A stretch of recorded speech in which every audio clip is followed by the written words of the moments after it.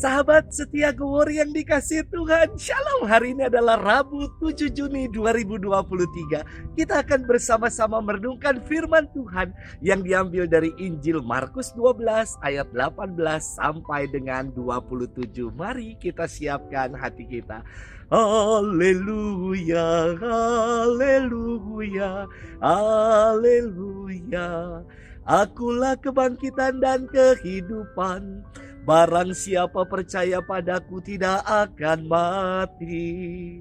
Haleluya, haleluya, haleluya. Tuhan bersamamu dan bersama rohmu. Inilah Injil suci menurut Markus. Dimuliakanlah Tuhan. Pada suatu hari, datanglah kepada Yesus beberapa orang Saduki yang berpendapat bahwa tidak ada kebangkitan. Mereka bertanya kepadanya, "Guru, Musa menuliskan perintah ini untuk kita. Jika seseorang yang mempunyai saudara laki-laki mati dengan meninggalkan seorang istri tetapi tidak meninggalkan anak, saudaranya harus kawin dengan istrinya itu dan membangkitkan keturunan bagi saudaranya. Ada 7 orang bersaudara. Yang pertama kawin dengan seorang wanita lalu mati tanpa meninggalkan keturunan. Maka yang kedua mengawini dia, tetapi juga mati tanpa meninggalkan keturunan. Demikian juga yang ketiga, dan begitulah seterusnya, ketujuh-tujuhnya tidak meninggalkan keturunan. Akhirnya wanita itu pun mati. Pada hari kebangkitan, bila mana mereka bangkit, siapakah yang menjadi suami wanita itu? Sebab ketujuh-tujuhnya telah beristrikan dia." Jawab Yesus kepada mereka, "Kalian sesat, justru karena kalian tidak mengerti kitab suci maupun kuasa Allah. Sebab di masa kebangkitan orang mati, orang tidak kawin ataupun dikawinkan. Mereka hidup seperti malaikat di surga. Mengenai kebangkitan orang mati, tidakkah kalian baca dalam kitab Musa, yaitu dalam cerita tentang semak berduri, bahwa Allah bersabda kepada Musa, 'Akulah Allah Abraham, Allah Ishak dan Allah Yakub.' Allah bukanlah Allah orang mati, melainkan Allah orang hidup. Kamu benar-benar sesat." Demikianlah sabda Tuhan. Terpujilah Kristus. Sahabat setia Glory yang dikasihi Tuhan, Shalom. Beberapa waktu yang lalu di Paroki Pantai Indah Kapuk ada mini konser orang muda Katolik. Saya dan Romo Widi diminta untuk ngelenong. Wah. Panitia tanya, "Romo, skripnya sudah ada atau belum?" Lalu saya katakan, "Kak, nggak usah pakai skrip-skripan. Hidup kami udah kayak lenong."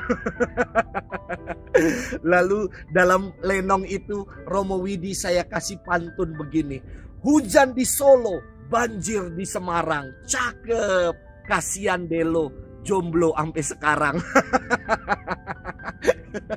Saya juga mau kasih pantun untuk sahabat setia Glory semua.